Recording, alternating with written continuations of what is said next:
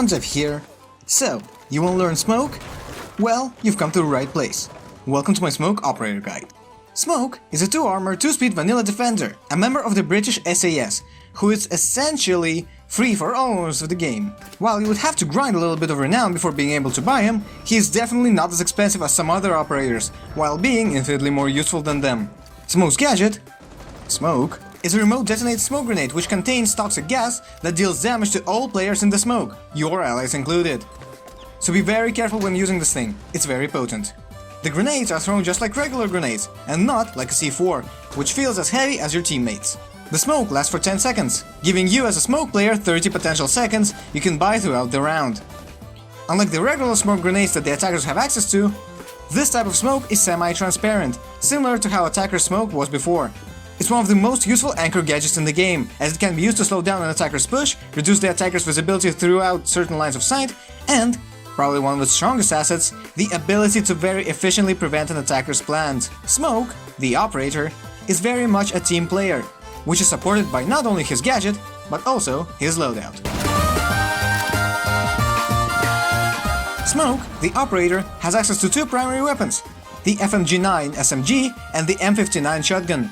The FMG-9 is an amazing weapon, with some of the best stats on defense, being so good primarily because, unlike on attack, on defense, a high RPM, low recoil, high DPS weapons are very rare and few. If you are just starting to learn the game and can't get used to Smoke's other weapon options, there is nothing wrong with just using this thing. I would recommend using it with the flash hider, the holographic sight, and no laser. However, if you want to be a maximum team player, I'm doing my part! Smoke also has access to the M59 shotgun. It is one of the best shotguns in the game, with a very good one-hit KO range and some of the best destructibility in the game, being behind only beasts like the Super Shorty or Buck's Skeleton Key. For more consistency when using the shotgun, I would highly advise you to always use it with a laser pointer, as it tightens the hipfire spread. This shotgun is incredibly important on 99% of objectives, as it is one of the few consistent ways the defenders can create rotations for themselves. What is a rotation though? Rotation, or rotation hole, is a hole made in a wall that allows players to move between rooms which otherwise would have been impossible to move through. An example of a very important rotation would be on Outback, between piano room and laundry room. This rotation allows any anchors who are holding in piano to watch games room, to quickly move towards laundry room and dorms, in case the enemy players decide to change the direction of their assault. The general rule is this: if there is a wall between two very important rooms that defenders have to hold, you should open it up to make moving between them easier. But wait, you may say, if I play with the shotgun, wouldn't that essentially make me useless in longer distance engagements? Well, this is where Smoke's secondary weapons come into play, the P226 pistol and the SMG-11. The P226 is an okay weapon, and if you're prone to panicking and spraying and praying, I would recommend using this thing instead of the SMG-11. The latter, though, is much more versatile and deadly in trained hands. Basically, what I said in the mute, the operator guide. Just look at Braction, the player. The dude is nuts. On the SMG-11, I would recommend using a holographic sight, the vertical grip, and the flash hider, no laser. For his secondary gadgets, Smoke, the operator, has access to barbed wire and deployable shield. Barbed wire is one of the most consistent gadgets the defenders have access to. You, as a Smoke player, with his shotgun, can really make a lot out of the barbed wire, since you will be able to hear the enemy attackers pushing to a certain direction in advance, thanks to this gadget. And then, just pop them with your shotgun. This allows you to get some really easy kills, considering that your shotgun is a one-hit KO. Unless you suck. Heading towards janitor, now in... Pushing up into a hallway. Nice. But yeah, barbed wire is one of the more consistent options that Smoke, the operator, has. The deployable shield, though, is a whole nother story. The deployable shield is an amazing gadget for various strats you might use throughout the match, and having allies to protect your shield like Jaeger or Amai can make you an even stronger anchor. However, that sort of use for Smoke's loadout is definitely more team-oriented and more difficult. Basically, Smoke's loadout is a spectrum of your competence, and whether you are playing in a 5-stack or solo queue. If you are new at the game and playing solo, you might be inclined with using the FMG-9, the P226 pistol, and barbed wire. However, if you know your way around difficult-to-control guns and you have your teammates backing you up, rocking the M59 with an SMG-11 and a deployable shield can make you a very strong asset in a team. Just remember that your biggest strength as a Smoke player lies in staying alive and deterring attacking pushes and plants with your toxic babes. So while this particular loadout really encourages close-quarter combat play, you shouldn't take any fights that you aren't certain you can win. While the SMG-11 is a great weapon in good hands, don't try to run through a door, 3 windows, and a castle barricade to try and headshot a Kali who's on the other side of the map. Rarely ends well.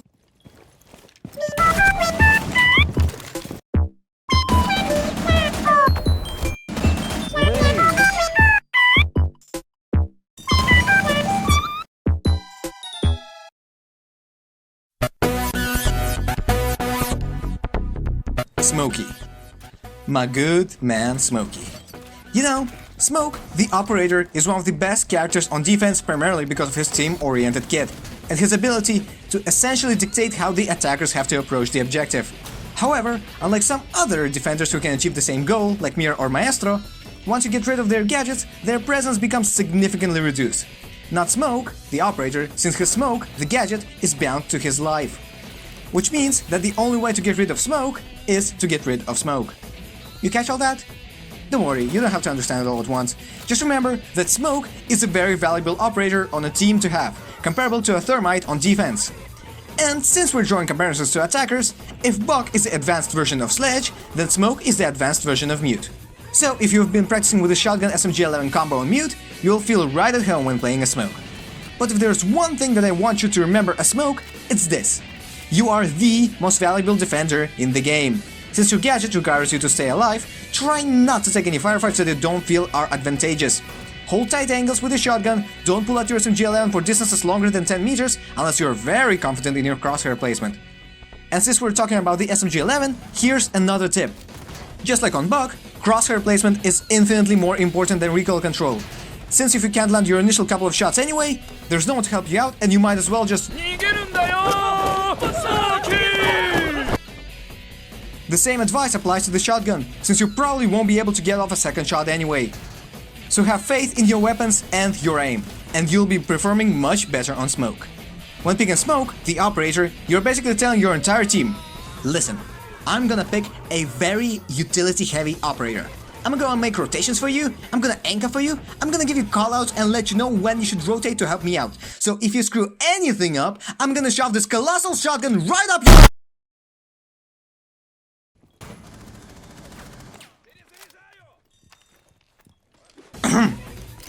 That's primarily because Smoke's kit is not suited for hard carrying, as you can maybe kill like 2 people with your SMG-11 before having to reload.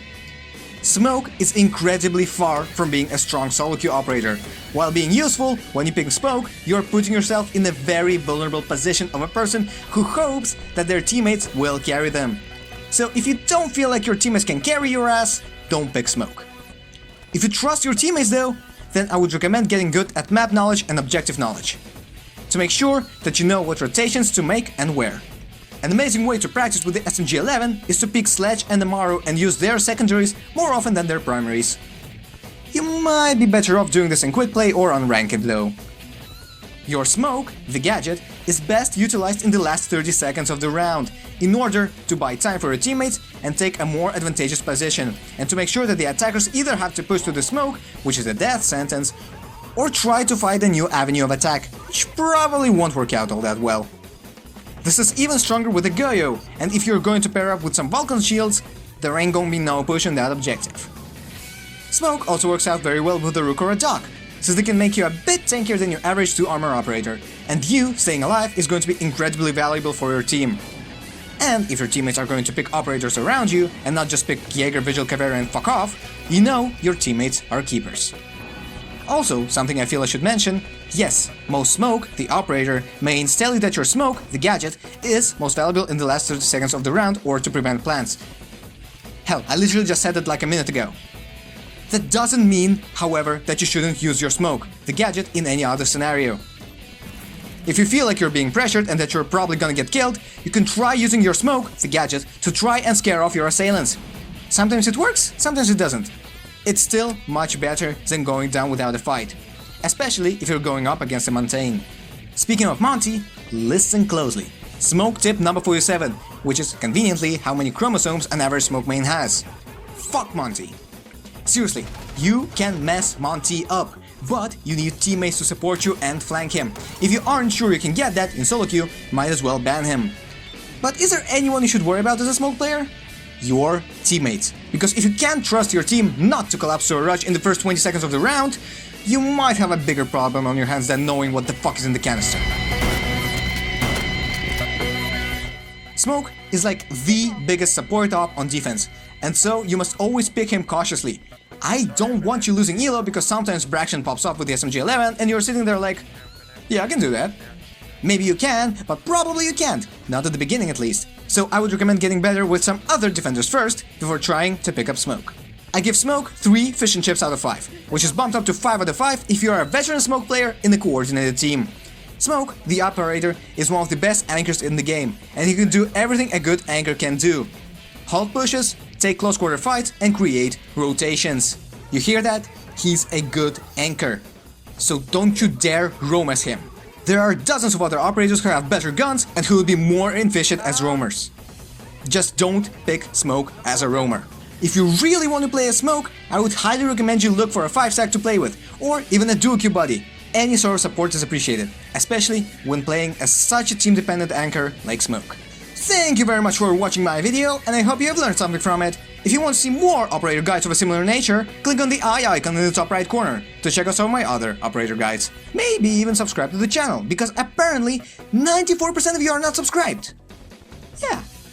I try to release 2 videos each week, with a more heavily edited video coming out on Sundays, and with more relaxed/commentary videos during weekdays. If you would like to check out the progress on next videos, might as well hop on into my Discord server, where I chat with you guys and ask for constant feedback on the next videos. And remember folks, communication is key. Thank you very much for watching, have a nice day.